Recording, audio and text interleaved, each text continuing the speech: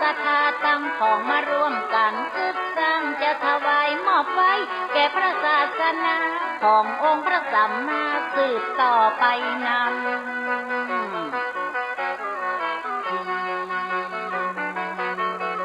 และนอกจะได้ถวายเป็นศาสนสมบัติจึงได้มีการจัดสมโภชฉลองบัดนี้สมดังเจตนาหมายปองตามแนวคิดของเถรจารย์ในอดีตหมายมีพี่น้องของประชาชนมีจิตเป็นกุศลมาร่วมกันคิดพร้อมใจกันสร้างจนเกิดผลสำฤทธิ์จะอุทิศแก่พระศาสนา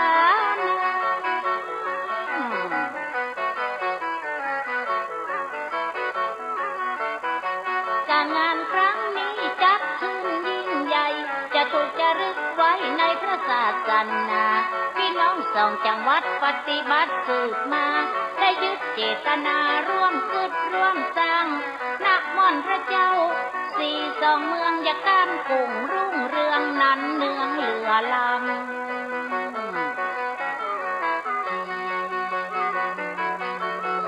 และนม่อนพระสี่สองเมือง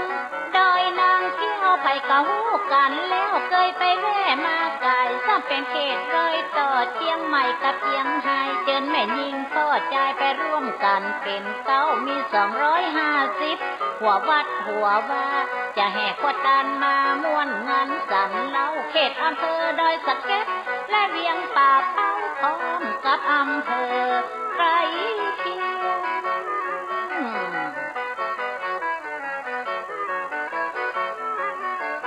ขอเชิญชวนนักบุญนักศิลป์ทุกท่านพี่น้องเจ้าบ้านปีท่านได้ยินเสียงไปร่วมงานปีม่อนพระเจ้าสี่สองเมืองศาสนารุ่งเรืองเกิดที่ดอยนางแก้วในวันที่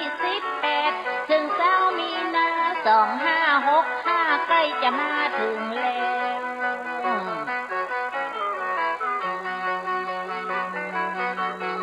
และน้อง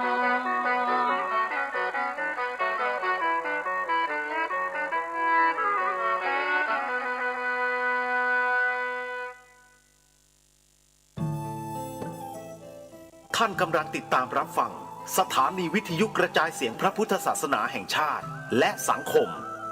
คลื่นเพื่อการศึกษาพระพุทธศาสนาและวัฒนธรรมระบบ FM 104.5 เมกะเฮิรตซ์รายการต่อไปเป็นรายการคดีโลกคดีธรรม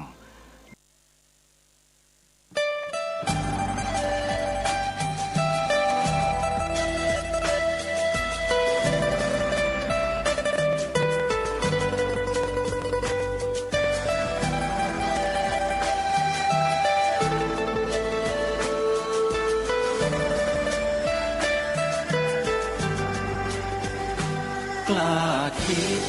ก็ต้องกล้าทำอย่ากลัวถ้าทำความดีเป็นศึกษาปัญหาให้ทันท่วงทีเมืองไทยจะพัฒนากว่านี้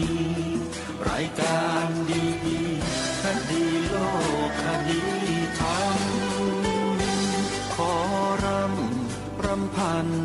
บรรยายความคิดเครื่องหมายแห่งสีทั้งสามงามถนัดขาวคือบริสุทธิ์สีสวัสดิ์หมายพระไตรรัตน์และธรรมะคุ้มจิตไทยแดงคือโลหิตเราใสซึ่งยอมสละได้เพื่อรักษาชาติศาสนาน้ำเงินคือสีโสภาอันจอมประชาพระโปรดเป็นของส่วนองค์จักริ้วเข้าเป็นไตรรงค์จึงเป็นสีธงที่รักแห่งเราชาวไทยทหารอวตารนำไปยงยุทธวิชัยวิชิตก็ชู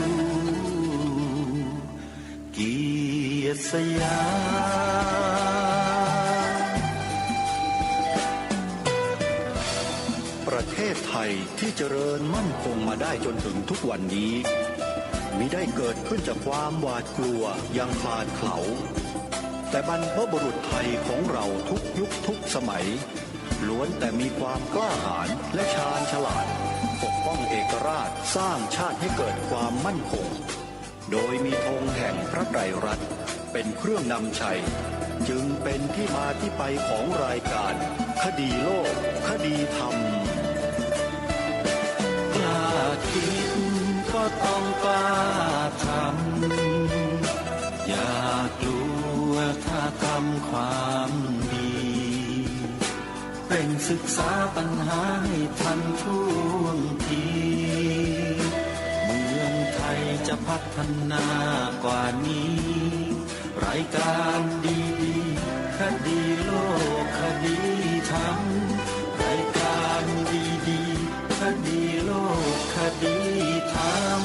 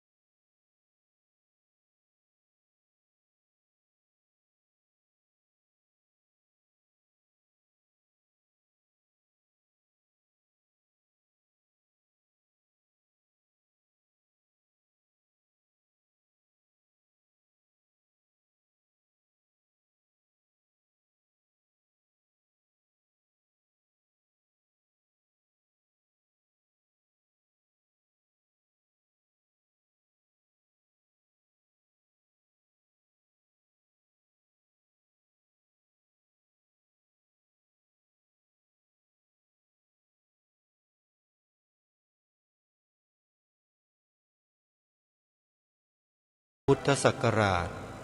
2565 รายการคดีโลกคดีธรรมมาพบกับท่านผู้ฟังเป็นปกติทุกวันจันทร์ถึงวันศุกร์และวันเสาร์อาทิตย์ทางสถานีวิทยุแห่งนี้ท่านสามารถดาวน์โหลดแอปพลิเคชันเพื่อติดตามรับฟังรายการนี้ได้ทุกวันแอปพลิเคชันนี้มีเนื้อหาสาระธรรมะจากครูบาอาจารย์ต่างๆเป็นจำนวนมากมาเปิดให้กับพวกเราได้ฟังกันตลอด24ชั่วโมงเนื่องด้วยแอปพลิเคชันใหม่นี้ได้รวบรวมสถานีวิทยุพระพุทธศาสนาแห่งชาติประจำจังหวัดต่างๆไว้ในแอปพลิเคชันนี้จำนวนถึง38สถานีเพราะฉะนั้นท่านสาธุชนไม่ว่าจะอยู่ในภูมิภาคใดของประเทศท่านสามารถฟังสถานีวิทยุของภูมิภาคของท่านได้มีพระสงฆ์ในแต่ละภาคท่านจัดตั้งสถานีวิทยุขึ้นมาแล้วก็เปิดธรรมะเปิดงานวัฒนธรรมประเพณีท้องถิ่นของแต่ละภาคออกอากาศให้ญาติโยมสาธุชนในภาคนั้นๆได้สดับรับฟังกันทั่วโลกท่านอยู่ที่ไหนในโลกก็สามารถติดตามรับฟังสถานีวิทยุท้องถิ่นของท่านได้ถ้าหากท่านใดสนใจให้ท่านหยิบโทรศัพท์มือถือของท่านขึ้นมาแล้วดาวน์โหลดแอปพลิเคชันที่ชื่อว่าวิทยุพุทธศาสนาทั่วไทยไว้ในโทรศัพท์แล้วท่านลองเปิดรับฟังแอปพลิเคชันนี้ดู เมื่อท่านดาวน์โหลดแล้วจะปรากฏสถานีวิทยุพระพุทธศาสนาประจำจังหวัดต่างๆขึ้นมาให้ท่านได้เลือกรับฟังท่านอยู่ภาคเหนือต้องการฟังพระสงฆ์ในภาคเหนือท่านอู้กำเมืองก็สามารถที่จะเปิดรับฟังได้ญาติโยมที่อยู่ทางใต้ถ้าท่านต้องการฟังพระสงฆ์ที่แหลงตายท่านก็สามารถฟังได้เช่นกันท่านที่อยู่ทางภาคตะวันออกเฉียงเหนือต้องการจะฟังพระคุณเจ้าเว้าเป็นภาษาอีสานภาษาลาวท่านก็สามารถฟังได้ถ้าท่านอยู่ทางภาคตะวันตกต้องการฟังพระสงฆ์ที่พูดเน่อๆเป็นภาษาทางสุพรรณบุรีกาญจนบุรีนครปฐมท่านก็เปิดฟังได้หรือจะเป็นภาคกลางภาคตะวันออกมีทั้งนั้นนี่คือแอปพลิเคชันท้องถิ่นซึ่งมีอยู่ทั้งภูมิภาคและทุกภูมิภาคของประเทศรายการคดีโลกคดีธรรมจึงปรารถนาจะให้พวกเรานั้นดาวน์โหลดแอปพลิเคชันนี้ไว้ด้วยกันชื่อแอปพลิเคชันอีกครั้งหนึ่งชื่อว่าวิทยุพุทธศาสนาทั่วไทยผู้ที่จัดทำแอปพลิเคชันนี้ขึ้นมาคือสถานีวิทยุพระพุทธศาสนาแห่งชาติจังหวัดเลยวัดป่าจริยธรรมอำเภอนาด้วงจังหวัดเลยโดยท่านพระครูจริยสารธรรมหรือท่านพระอาจารย์นิรุตนิติสาโรแอปพลิเคชันนี้ได้รับการพัฒนาโดยฝีมือเด็กวัดป่าจริยธรรมแล้วก็ได้นำสถานีวิทยุของครูบาอาจารย์ของเราที่กำลังออกอากาศสดอยู่ในปัจจุบันนี้แหละอัปเกรดขึ้นไปในระบบโซเชียลเน็ตเวิร์กให้ตั้งอยู่ในแอปพลิเคชันวิทยุพุทธศาสนาทั่วไทยนี้เพื่อบริการธรรมะสาระที่เป็นประโยชน์แก่สาธุชนที่สนใจใครก็ตามที่ดาวน์โหลดสำเร็จถือว่าท่านโชคดีที่สุดเพราะแอปพลิเคชันในลักษณะเช่นนี้หาไม่มีในประเทศไทยมีหนึ่งเดียวคือวิทยุพุทธศาสนาทั่วไทยใครก็ตามบอกให้ผู้อื่นดาวน์โหลดบอกต่อกันไปผู้นั้นได้บุญมากกว่าคนอื่นขออนุโมทนาบุญกับทุกท่านที่ร่วมด้วยช่วยกันเผยแผ่พระพุทธศาสนาด้วยการบอกต่อให้ผู้อื่นดาวน์โหลดแอปพลิเคชันวิทยุพุทธศาสนาทั่วไทยและในวันพุธที่9มีนาคมที่จะถึงนี้วันพุธที่9มีนาคมที่จะถึงนี้ทางวัดป่าจริยธรรมผู้จัดทำแอปพลิเคชันดังกล่าวจะจัดงานวันครบรอบสถานีวิทยุพระพุทธศาสนาแห่งชาติประจำจังหวัดเลยคลื่นวัดป่าจริยธรรมครบรอบ16 ปีในงานนี้มีกิจกรรมหลายต่อหลายอย่าง เน้นการสวดมนต์ไหว้พระเจริญจิตตภาวนา แล้วก็แสดงพระธรรมเทศนาโดยพระสงฆ์ที่เป็นผู้อำนวยการสถานีวิทยุต่างๆเดินทางมาทั่วประเทศตลอดจนถึงนักจัดรายการวิทยุของคลื่นวัดป่าจริยธรรมจะมารวมตัวกันอยู่ที่วัดป่าจริยธรรมแห่งนี้ในวันพุธที่ 9 มีนาคมใครที่สนใจจะติดตามรับฟังหรือจะร่วมทำบุญสนับสนุนกิจกรรมของวัดป่าจริยธรรมในงานเผยแผ่ธรรมทางสถานีวิทยุก็สามารถร่วมทอดผ้าป่าในวันนั้นได้รายละเอียดต่างๆสามารถโทรศัพท์สอบถามได้ที่หมายเลขโทรศัพท์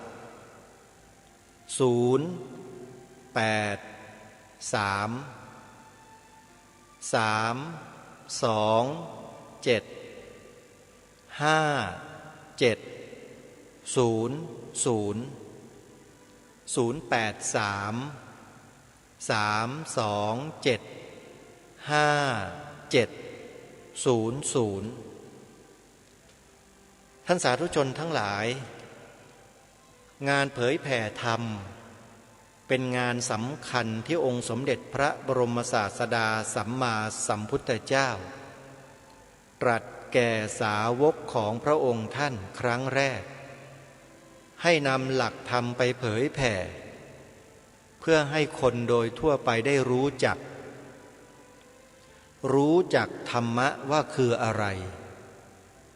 แล้วควรปฏิบัติตนในชีวิตปัจจุบันอย่างไรซึ่งเรื่องนี้องค์สมเด็จพระสัมมาสัมพุทธเจ้าตรัสบอกกับเหล่าภิกษุ 1,250 องค์ให้นำไปบอกญาติโยมสาธุชนโดยทั่วไปให้มีความรู้ความเข้าใจในหลักธรรมคำสอนขององค์สมเด็จพระบรมศาสดาสัมมาสัมพุทธเจ้าแล้วนำหลักธรรมนั้นไปปฏิบัติให้เกิดเป็นผลดีต่อตนเองครอบครัวสังคมประเทศชาติด้วยเหตุนี้เององค์พระประมุขของแผ่นดินไทยของเราทุกยุคทุกสมัยจึงทรงปรากฏมนเทียนบานซึ่งถ้าเปรียบในยุคปัจจุบันก็คือกฎหมายสูงสุดของประเทศรัฐธรรมนูญนั่นเองบังคับให้องค์พระมหากษัตริย์ซึ่งเป็นองค์พระประมุขของแผ่นดินไทยทั้งหมดทุกพระองค์ต้องทรงเป็นพุทธมามกะแล้วก็บังคับไกลๆให้กับมหาอามาตย์ราชมนตรีผู้บริหารกิจการบ้านเมืองทั้งหมดทั้งสิ้นต้องเป็นพุทธมามกะ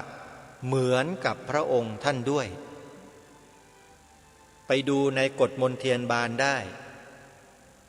มหาอามาตย์ราชมนตรีที่จะรับใช้ใกล้ชิดพระองค์ท่านพระองค์ท่านทรงให้เปลี่ยนศาสนาหมดไม่เช่นนั้นทำงานร่วมกับพระองค์ไม่ได้เพราะพระองค์ท่านไม่ทรงไว้วางพระราชหฤทัยจะด้วยเหตุผลกลใดนั้นอาตมาภาพคงไม่ต้องอธิบายความเพราะว่ามีคนเขาอธิบายความขยายความเอาไว้แล้วถ้าต้องการจะรู้ว่าเป็นอย่างไรนั้นให้ไปดูใน YouTube ที่ทางรายการคดีโลกคดีธรรมแนะนำมาหลายต่อหลายครั้งแล้วดูกันหรือยังถ้ายังไม่ได้ดูจดชื่อคลิปวิดีโอนี้ไว้แล้วไปเปิดดูใน YouTube นะโยมนะพร้อมจดชื่อคลิปวิดีโอหรือไม่กดไปแล้วเปิดแล้วต้องดูให้จบนะโยมกล้าดูกันหน่อย เมื่อมีคนเขากล้าพูดความจริงเราต้องกล้าดูกล้าฟังให้จบถ้าฟังไม่จบไม่ใช่ลูกหลานไทยพร้อมที่จะกลายพันธุ์เป็นอื่นเพราะอะไรเพราะกลัวนู่นกลัวนี่กลัวอะไรต่อไม่อะไรก็ไม่รู้แต่ไม่เคยกลัวเลยว่าประเทศชาติบ้านเมืองพระพุทธศาสนาจะล่มสลายจากประเทศนี้ไม่กลัวกันแฮะแต่จะให้ฟังความจริงกับกลัวกันประหลาดเหลือเกินคนไทยในยุคนี้เอาจดชื่อวิดีโอไว้แล้วไปฟังกันนะจดง่ายๆเป็นอักษรย่อ4ตัวภาษาไทยเรานี่แหละพยัญชนะไทย4ตัวเอาจดออ่างปอปลาพอพานสอเสืออปอพอสอพิมพ์เข้าไปใน YouTube แล้วเปิดดูกันให้จบดูกันให้มากมายดูกันเยอะๆแล้วไม่ต้องมาถามรายการคดีโลกคดีธรรมนะเพราะในคลิปวิดีโอเหล่านั้นตอบชัดเจนอาตมาภาพแนะนำได้เท่านี้ถ้าหากข้อมูลเหล่านี้ไม่เป็นความจริงเป็นการลบหลู่ดูหมิ่นเป็นการกล่าวหาใส่ร้ายป้ายสีป่านนี้คงไม่อยู่ถึงวันนี้หรอกคลิปเหล่านี้เนี่ยเพราะฉะนั้นแปลว่ามันมีมูลนะส่วนข้อเท็จจริงทั้งหลายทั้งปวงก็ให้ไปพิสูจน์ทราบกันอาตมาภาพจึงปรารถนาจะให้พวกเราชาวพุทธในประเทศไทยเนี่ยไปฟังกันดูว่าทำไมประเทศไทยเราจึงเป็นเช่นนี้เอาละท่านสาธุชนกลับมาสู่เนื้อหาของรายการคดีโลกคดีธรรมกันต่ออาตมาภาพกำลังนำเทปธรรมบรรยายของพระอาจารย์สมภพโชติปัญโยมาเปิดให้พวกเราได้สดับรับฟังกันต่อเนื่องวันนี้จะเป็นช่วงที่3ของตอนที่2ชื่อเรื่องคลิปนี้ว่าทำบุญใช้หนี้ท่านพระอาจารย์สมภพโชติปัญโยกำลังพูดถึงเรื่องของเหตุการณ์ในสมัยครั้งพุทธกาลให้พวกเราติดตามรับฟังกันให้ดีๆแล้วเราจะทราบถึงเหตุถึงผลว่าทำไมคนเราต้องทำบุญใช้หนี้เพื่อไม่ให้เป็นการเสียเวลาเชิญสาธุชนไปติดตามรับฟังธรรมบรรยายในหัวข้อเรื่องทำบุญใช้หนี้ในช่วงที่3ต่อไปติดตามรับฟังพร้อมๆกันได้ณบัดนี้ผู้ที่ก็เล่าให้ฟังว่าถ้าคนตายไปได้ไปเกิดเป็นเทวดาได้ไปเกิดเป็นมนุษย์ได้ไปเกิดเป็นสัตว์เดรัจฉานได้ไปตกนรกเหล่านี้ไม่ได้บุญเลยบุญที่ทำในคนตายไม่ได้อะไรถ้าเขาไปเกิดเป็นควายเป็นงัวเขาก็จะกินหญ้า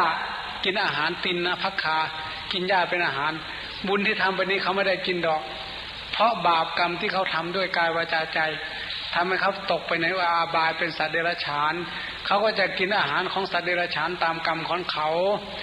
ส่วนสิ่งทักขิณานุปทานของท่านเนี่ยเขาไม่ได้รับเลยถ้าเขาอยู่ในโลกนี้เขาทำบุญประพฤติกายสุจริตวาจาสุจริตมโนสุจริตทำบุญด้วยกายวาจาใจดีๆเขาตายไปเขาได้เกิดเป็นเทวดาบนสวรรค์เขาก็เสวยบุญของเขาด้วยทิพสมบัติบุญที่ท่านทำนี่เขาก็ไม่ได้อย่างวันนี้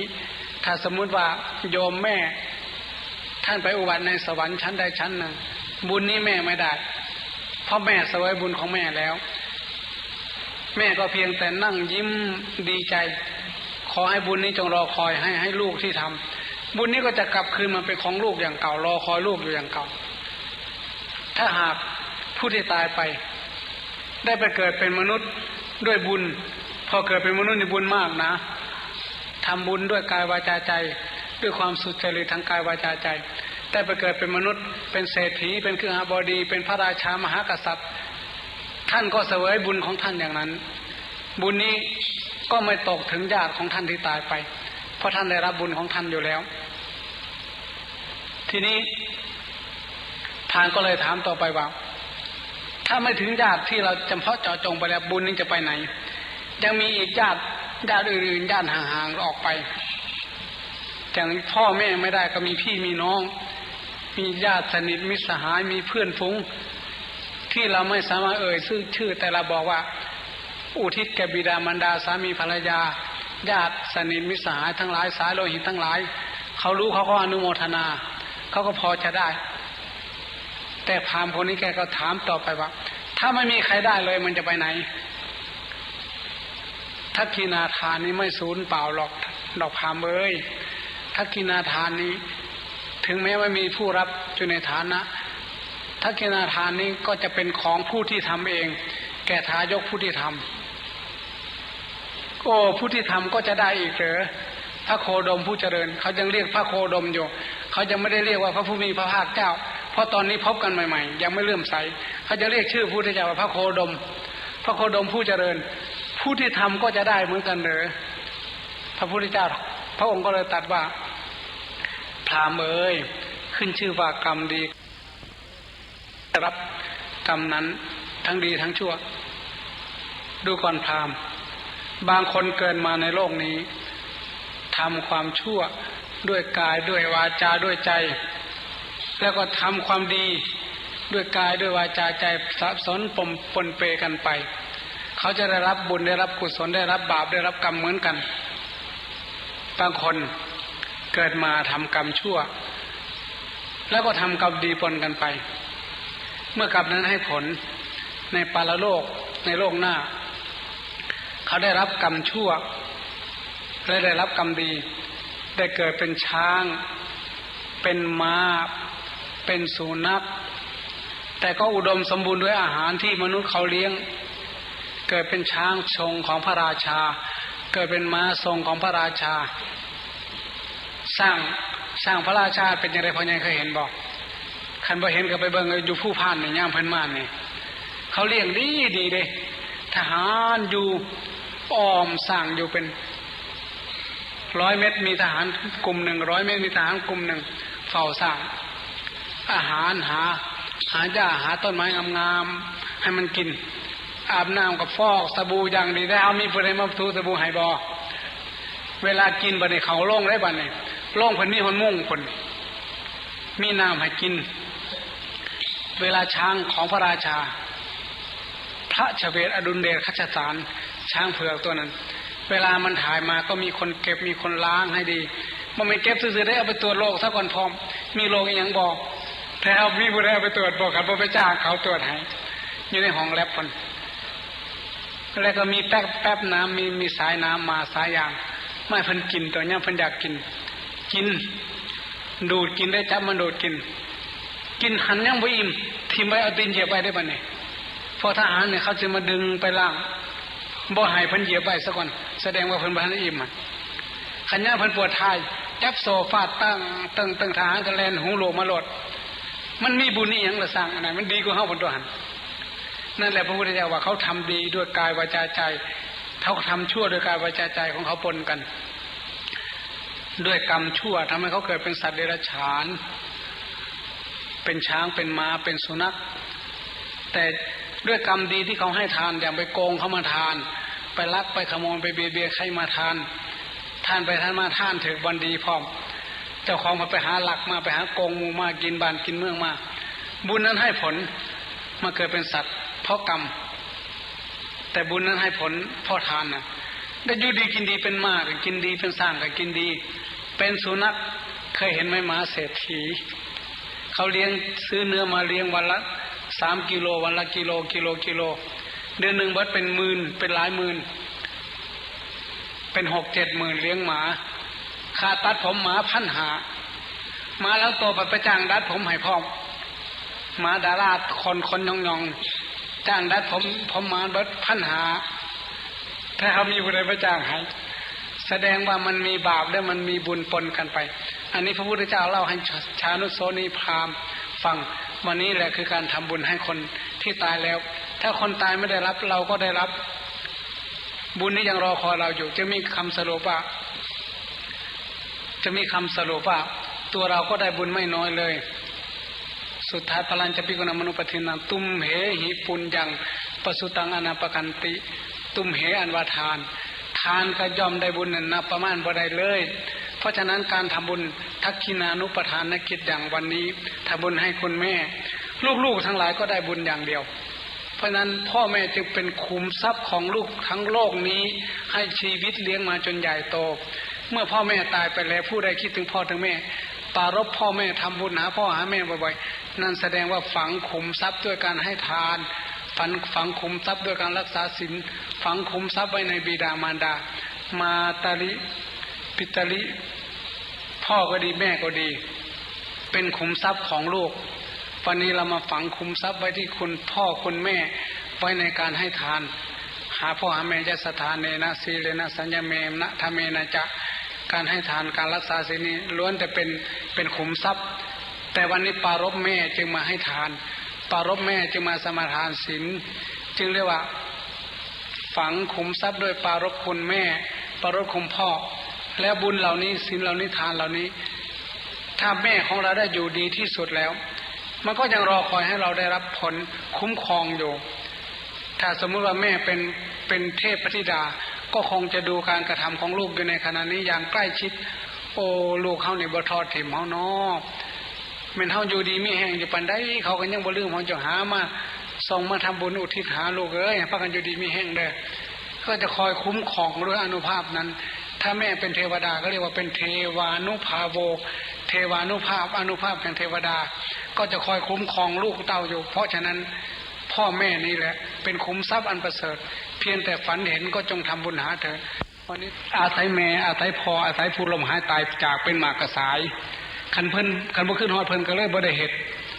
อาศัยพ่ออาศัยแม่เป็นที่ฝังลงแห่งคุณงามความดีมาตริ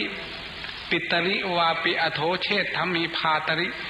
เอโสนิธิหิโตตันโตอเชยโยอนุคาปิโยโกอาศัยบิดาอาศัยมารดาอาศัยบุคคลที่เราเคารพนับถืออาศัยพี่ชายพี่สาวที่ล่วงลับไปเป็นผู้ให้เราปรารภกระทำคุณงามความดีได้ฝังคุณงามความดีไว้ในใจโดยอาศัยท่านเหล่านี้แสดงว่าวันนี้เราทำบุญให้ตัวเราเองด้วยเสร็จแล้ววัตถุประสงค์4ประการนี้เราทำถูกต้องตามหลักพระพุทธศาสนา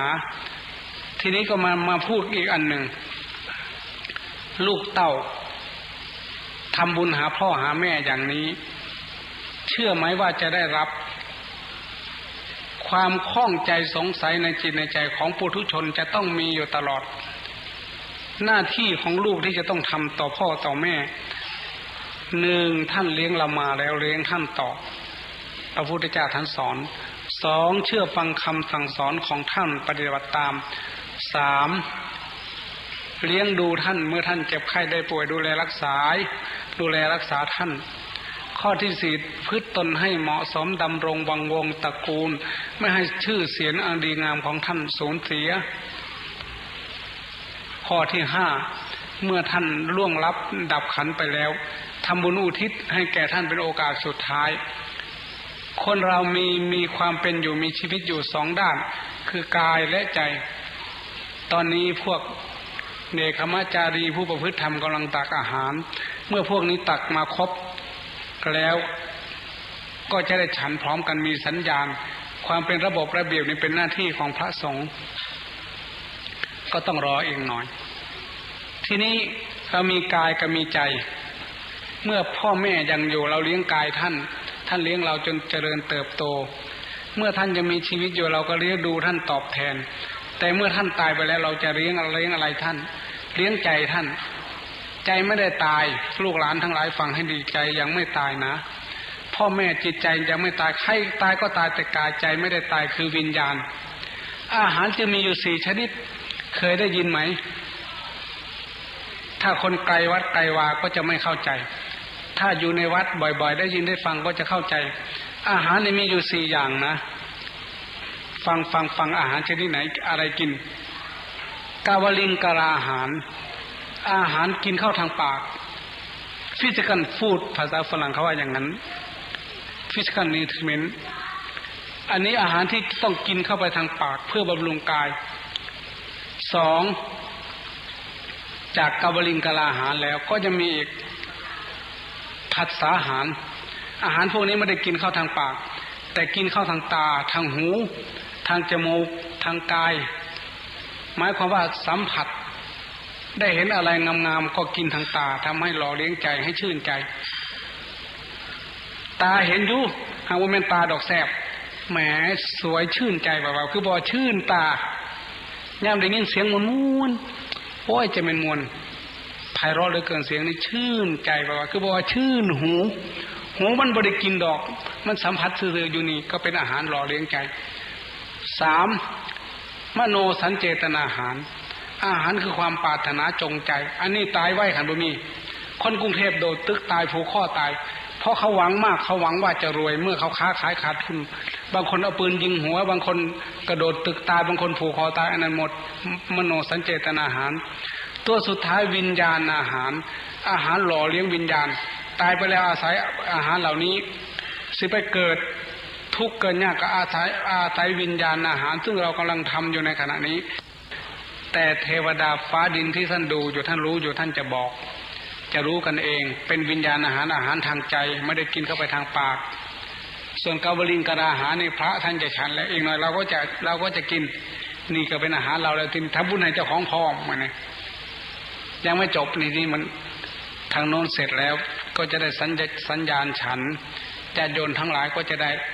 แยกย้ายกันเอาอาหารไปกินแล้วมารวมกันรับพรแล้วก็ทอดผ้าบังสกุลแล้วก็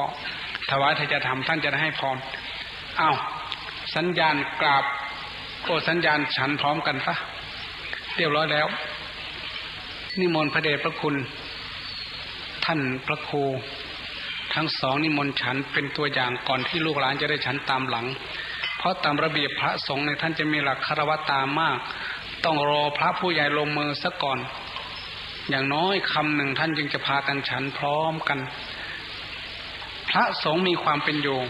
ความสามัคคีเป็นเครื่องประสานสมานจิตใจกันพระธรรมวินัยเป็นฐานคุ้มครองความมั่นคงความมีระบบระเบียบและความเป็นกัลยาณมิตรนี้เป็นเนื้อหาใครมาที่วัดมาเห็นแล้วก็เบาใจเย็นใจสบายใจถ้ามาถึงวัดแล้วใจเร่าร้อนนั้นแสดงว่าพระไม่มีความเป็นกัลยาณมิตรกัลยาณธรรมต้องเห็นความเป็นระบบระเบียบความเรียบง่ายสอดคล้องกลมกลืนธรรมชาติเรารอพระมหาเถระท่านลงมือซะก่อนเมื่อท่านลงมือแล้วก็เป็นหน้าที่ของพวกเราวันนี้เบาใจสบายใจได้ทำบุญหาผู้ที่เราเป็นห่วงสบายได้ยินเสียงพระสวดเจริญพุทธมนต์ดังกระหึ่มเมื่อกี้นี่อยากจะแปลให้ฟังท่านสวดบทแรกไพเราะมากรู้สึกท่านจะสวดคนเดียวพระรุ่นใหม่ยังไม่เข้าใจบทนี้แต่อาตมาจะแปลให้ฟังทีหลังมันเป็นบทที่ฟังแล้วสะท้อนสถานขนลุกถ้าเข้าใจความหมายมีบทแรกๆที่ท่านสวดองค์เดียวยถาปิเสลาวิปูลานพังอาหัจจปปัตตาสมันตาอนุปริยยุงนิโปเถนตาจตุทิสาเปรียบเสมือนภูเขาใหญ่สูงเสียดฟ้าเต็มไปด้วยก้อนหินกลิ้งมาในทิศทั้งสี่มาบดทับสัตว์ทั้งหลายให้ตายไปชั้นใดเอวังชราจะมัจจุจะอธิวัตตันติปานิโนความตายกับความแก่เหมือนก้อนหินใหญ่4ก้อนนั้นกลิ้งมาจาก4ทิศมาตามฆ่าตามล้างสัตว์ทั้งหลายให้ตายให้แก่ไปเราจะหลีกหนีไปไหนไม่พ้นคติเยพามณีเวเสสุเทจันทารปุกุเซท่านสวดไปคนเดียวองค์เดียวกษัตริย์ก็ตามพราหมณ์ก็ตามเศรษฐีก็ตามคนยากยาจนก็ตามคนรับใช้แรงงานก็ตามหนีไม่พ้นตายด้วยกันทั้งหมดหินใหญ่4ก้อนเปรียบเสมือนความตายกับความแก่นั้นท่านว่าอย่างนี้ต้องตายทุกคนจะเอาอะไรมาต่อสู้ นกินจิปริวัชเชติสัพพเมวาพิมัตตินตัทธรัฐานะหัตถีนังภูมิงนรัฐานังนปฏิยานวาปิยุทธมัตเทนะสกาเชตุงนาทเนนวาต่อให้มีกำลังกองทัพช้างกองทัพรถลบกองทัพพลทหารก็ต่อสู้ไม่ได้จะมีเงินมีทองจะมาจ้างไว้ก็ไม่ได้ซึ่งความแก่และความตายณสักกาเชตุงทเนนวาเอาเงินมาชนะไม่ได้ตายทั้งนั้นท่านสวดเป็นมันมีความหมายน่าสะพรึงกลัวมากสุดท้ายมันสวดว่าโยธรรมจาริงกายเยนะวาจานะอุทะเจตสาอิเทวนังปะทังสันติเปจะสักเคปโมทติผู้ใดประพฤติธรรมโดยชอบด้วยกายด้วยวาจาด้วยใจอิเทวนังปะสันติในโลกนี้เขาก็ชื่นใจเขามีความได้รับความสรรเสริญเยินยอเปจะสักเคปโมทติเมื่อเขาตายไปแล้วเขาจะเพลิดเพลินในสวงสวรรค์คนเช่นนั้นเป็นความดีด้วยการวาจาใจมาตลอดอย่างเช่นที่ท่านว่าโยธรรมจารีกาเยนะวาจายะอุทะเจตสาประพฤติชอบด้วยกายด้วยวาจาใจในโลกนี้อิเทวนังปะสังสันติเปจะตักเคปโมทติเขาผู้นั้นแม้จะยังอยู่ในโลกนี้เขาก็ชื่นใจเบาใจผู้ใดก็สรรเสริญเยินยอเมื่อเขาตายไปเปจะสักเคปโมทติเขาไปชื่นชมในสวงสวรรค์อันนี้อาตมาไม่เป็นห่วงคุณแม่จันวาจายะอุทะเจตสาประพฤติชอบด้วยกายด้วยวาจาใจในโลกนี้อิเทวนังปะสังสันติเปจะตักเคปโมเขียวเอาไว้บทก่อนบทหนึ่งว่า7 วันให้พากันเลี้ยงลูกพากันปลูกต้นโพวันที่8เด้อพุ่นว่าคำกล่าวนี้ไม่ได้หมายถึงต้นโพที่เป็นต้นไม้7 วันเลี้ยงลูกตั้งแต่วันค่ำ1ถึงวัน7ค่ำตั้งแต่วัน11ค่ำตั้งแต่วัน9ค่ำไปจนถึงวัน14 15ค่ำถือว่าเป็น7 วัน7 วันนี้หาข้าวหาปลาทำไร่ทำนาทำอยู่ทำกินเลี้ยงลูกเลี้ยงหลาน7 วันเลี้ยงลูก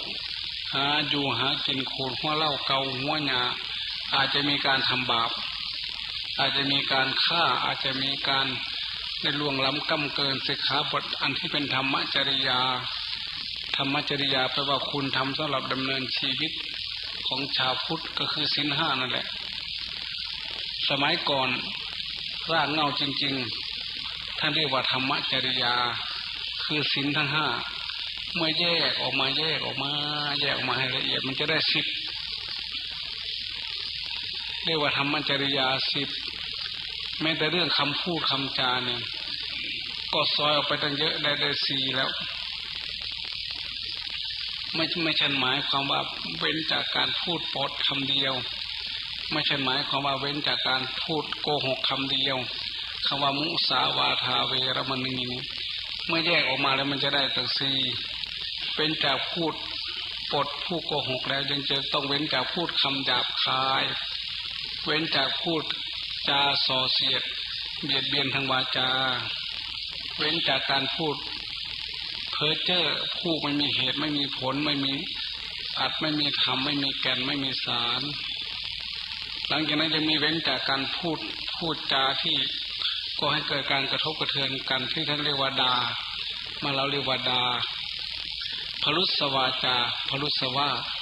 เว้นจากการพูดประเภทนี้พูดอะไรให้คนอื่นเจ็บช้ำน้ำใจเรียกว่าดาทอสิ่งเหล่านี้ก็มีคือแจกประจากสิ่งข้อที่4รวมกันเลยจากข้อละเอียดทั้งหมดมันจะมีอยู่10ท่านเรียกว่าธรรมจริยา10เมื่อย่อเป็นหัวข้อใหญ่ๆได้5ก็คือศีล5นี้ท่านเรียกว่าธรรมจริยาคือหลักธรรมสำหรับประกอบในการดำเนินชีวิตให้มันถูกต้องท่านจึงบอกว่าในเวลา7 วันที่เราเลี้ยงลูกเราอาจจะผิดพลาดพลั้งเผลอเราอาจจะได้ฆ่าสัตว์ตัดชีวิตเพราะความจำเป็นและเราอาจจะได้มีโอกาสโกหกเราอาจจะมีโอกาสด่าทอกันอาจจะมีโอกาสพูดจาเพ้อเจ้อเหล่านี้ เมื่อถึงวันที่8ก็มาปลูกโพจึงได้อยู่บ่7 วันเลี้ยงลูกปลูกโพวันที่8โพตัวนี้ไม่ได้หมายความว่าเราจะต้องแบกเสียมถือหมากระจกมาขุดปลูกต้นโพไม่ได้หมายความว่าอย่างนั้นหมายความว่าถึงวันพระ8 ค่ำ14 ค่ำ15 ค่ำเรามาปลูกโพตัวนี้หมายถึงว่าโพธิธรรมทำให้เกิดโพธิญาณอันเป็นเหตุเป็นปัจจัยให้เกิดผลบุญญาบารมีนำไปสู่การบรรลุโพธิญาณโพธิธรรมให้ไปสู่ความหลุดความพ้นความบริสุทธิ์เป็นปัจจัยเก็บเล็กผสมหน่อยป้าเทละเล็กเทละน้อยเก็บกุ้งเก็บหิ้วไป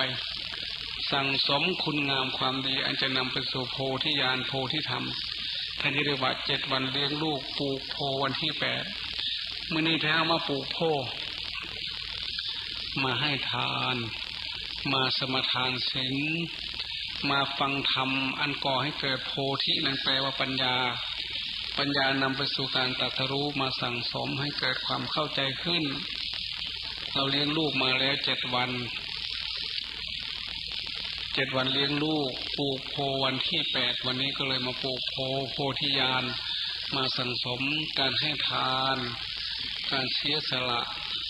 แล้วมาสมทานศีลมาชำระจิตใจให้มันดีมันงามขึ้น7 วันที่ใช้ชีวิตจิตใจมาในการเลี้ยงลูกมันอาจจะเศร้าหมองอาจจะโสกปรกแต่วันนี้มาทำให้มันสะอาดขึ้นมาให้มันเป็นโพธิญาณมาใส่ปุ๋ยมารดน้ำมาพรวนดินให้โพธิต้นนี้งอกงามขึ้นมาในจิตใน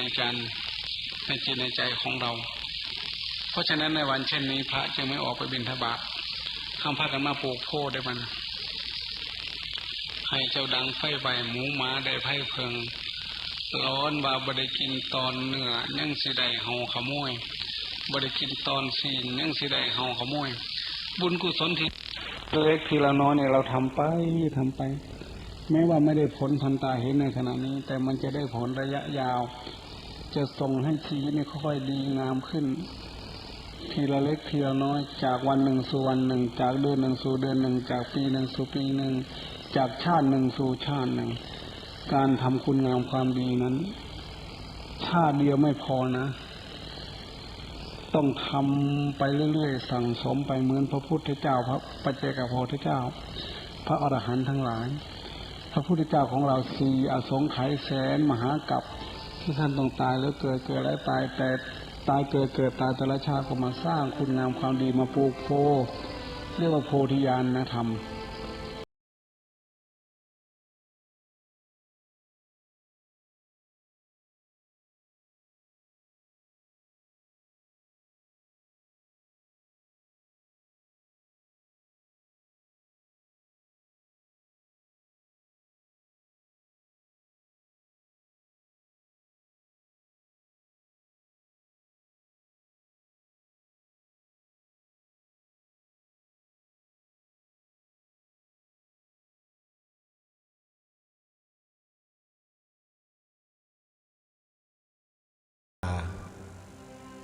จึงตัดสัญญาณมาที่ผู้ดำเนินรายการ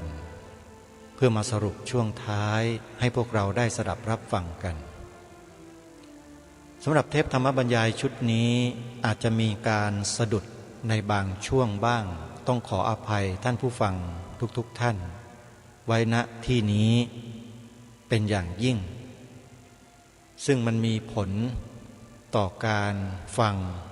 ของท่านผู้ฟังที่มีความตั้งใจเนื่องด้วยว่าต้นฉบับที่เขาทำการเผยแพร่ลงสู่โลกโซเชียลเน็ตเวิร์กใน YouTube นั้นเป็นมาเช่นนั้นจริงๆแต่ไม่ต้องการที่ให้พวกเรานั้นพลาดโอกาสจากการฟัง